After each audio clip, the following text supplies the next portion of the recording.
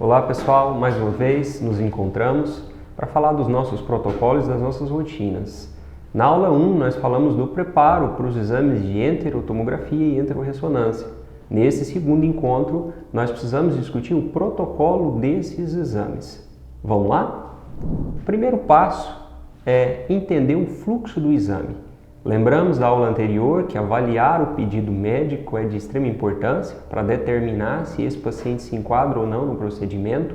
Após avaliar o pedido médico, nós precisamos construir a anamnese ou mesmo avaliar essa anamnese, essa história clínica feita por um auxiliar de enfermagem. Depois, um outro passo é preparar o nosso paciente para o procedimento, que foi discutido amplamente no nosso encontro anterior.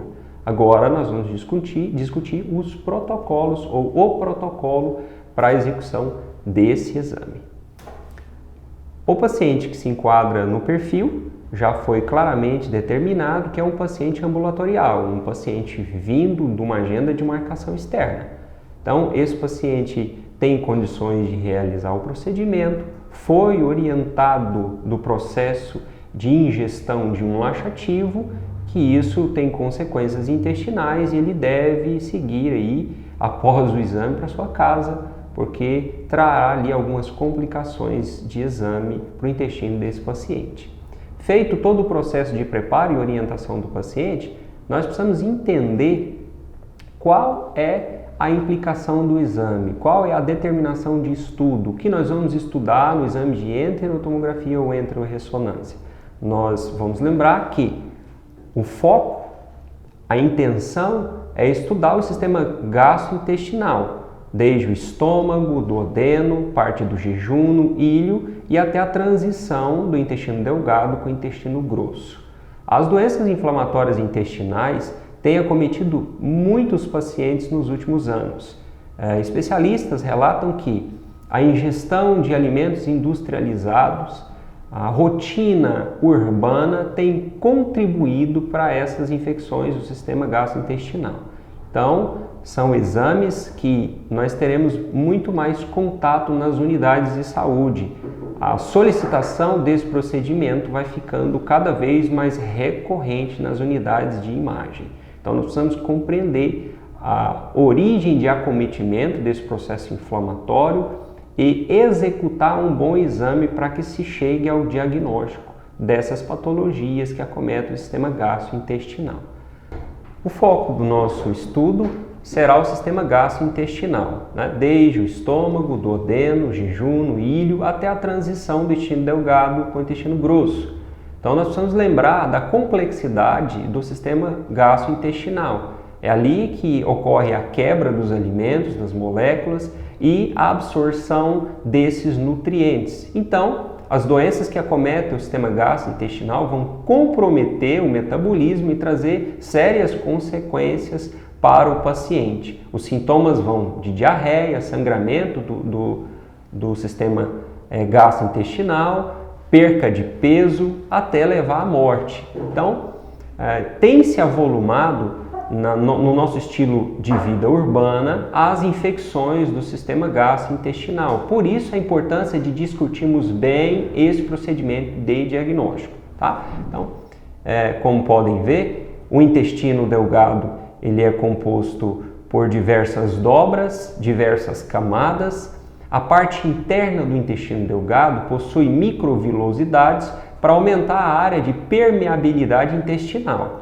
Uma paciente com doença de Crohn, doença inflamatória intestinal ou outro processo de irritação do intestino delgado, ela vai diminuir a permeabilidade, espessando a parede intestinal, diminuindo a luz de trânsito desse alimento, comprometendo o metabolismo desse paciente. Então, o propósito do nosso exame é distender o sistema gastrointestinal com a nossa solução de laxante e avaliar melhor a mucosa desse sistema, desse tecido.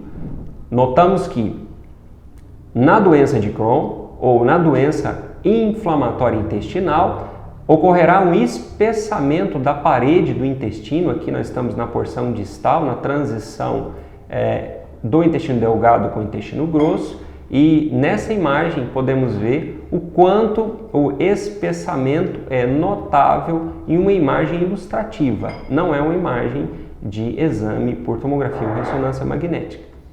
O protocolo para a execução desse exame deve ser seguido à risca.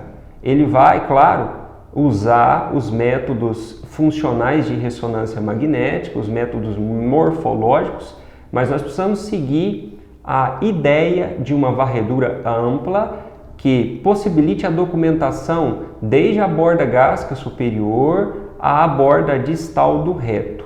Mesmo que a intenção do estudo seja um intestino delgado, é importante o operador técnico fazer a varredura completa do abdômen total, varrendo aí desde a cúpula diafragmática à borda isquiática inferior, certo, pessoal? Então, protocolo a ser executado, nós teremos sequências panorâmicas coronal T2, com apneia, coronal fiesta de todo o abdômen, axial fiesta, axial T2, axial difusão, axial T1 em outphase. Nós teremos a aquisição volumétrica da sequência T1 pré e pós-contraste, com a observação que a fase de contraste, a fase dinâmica, será executada no plano coronal. O plano coronal ele nos dará uma melhor avaliação do todo intestino ou da amplitude intestinal. Então, a ressonância deve seguir essa ideia, fazer uma varredura macro para que nós possamos avaliar todas essas alças distendidas, como vocês podem ver nessas imagens.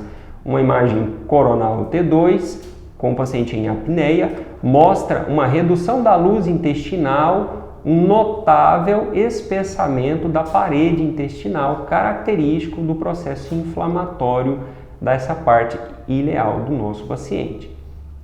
Nessas imagens, nós podemos ver um preparo ideal, imagem de alta resolução, uma boa qualidade para a avaliação do radiologista dessa parte intestinal. Então, se nós tivéssemos ali um processo inflamatório dessas alças, nós teríamos claramente o espessamento da mucosa, da borda da parede do intestino.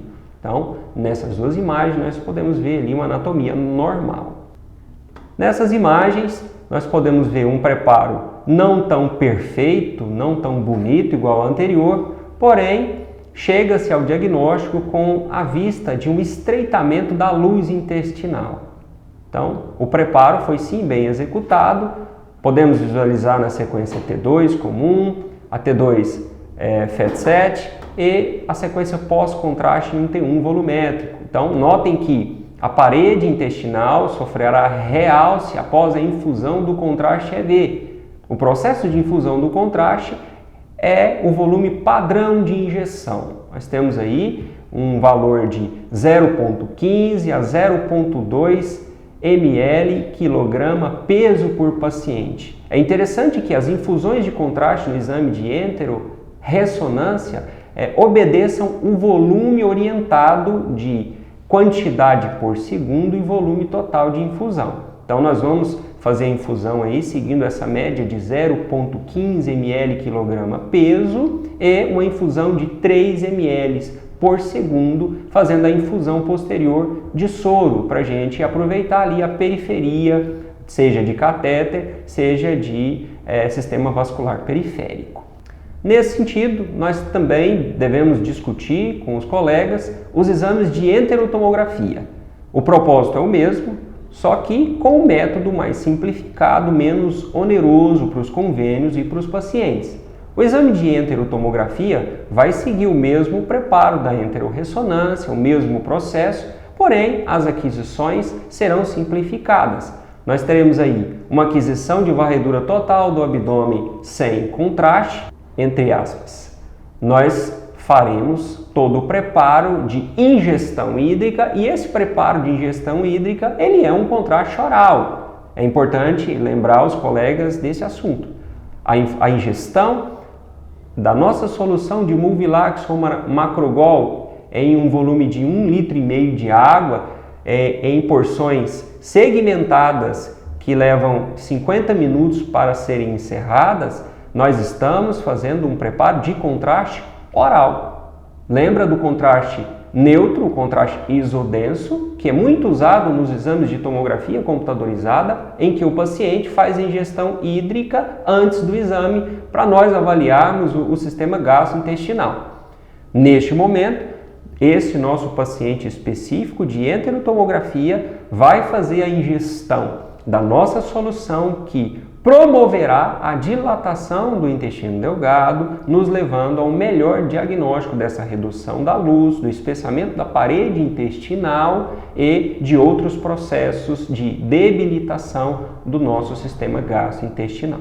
Certo, pessoal? Então, nessa imagem de tomografia computadorizada no plano axial, nós podemos ver o estreitamento da alça ileal com borramento de gordura de borda, tá? Nessa seta nós podemos ver a impregnação do contraste infundido do modo endovenoso. No plano coronal nós podemos ver um preparo ideal, porém neste momento sem estreitamento intestinal. E no plano sagital também podemos ver um paciente de enterotomografia com as alças bem dilatadas, com realce da mucosa intestinal, sem evidência de estreitamento, espessamento da mucosa que apontam para um processo inflamatório intestinal ou mesmo doença de Crohn. Esses são os nossos exames de enterotomografia e enterorressonância. Espero tê-los ajudados nesse processo. Um abraço, pessoal!